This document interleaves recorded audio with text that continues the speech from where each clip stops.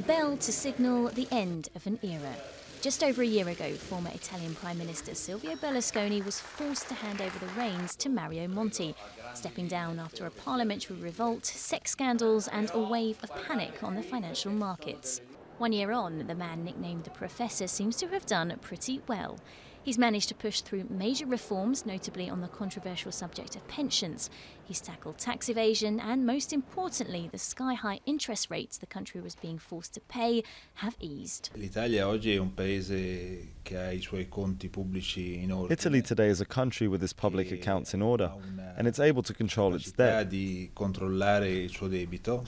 All that with a government which doesn't directly represent the parties and which works seriously. It has recovered its credibility on the international stage. There are other reforms, however, for example regarding the labour market, which have yet to produce convincing results. The unemployment rate has continued to rise, hitting a record 10.8% last September. Italy slipped into recession in 2011 and growth is expected to contract by 2.3% this year and 0.5% in 2013.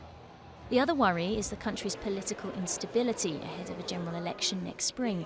Berlusconi's decision to withdraw from frontline politics has left the establishment in disarray. A sinistra c'è un partito di peso. A destra non c'è più un partito. There's a weighty party on the left. On the right, however, there is not, because not only is the right divided, but the biggest centre-right party, the PDL, is no longer a big party. Today the PDL is doing very badly in the polls, reduced to 10 to 15%. In the meantime, newcomers are shaking up the political scene. Beppe Grillo is a comic whose party has won a lot of support over the last few months. As for Monti, he's said to be reluctant to stay on for another term, but with a 46% approval ratings in the polls, many Italians seem to want him to stay in the job.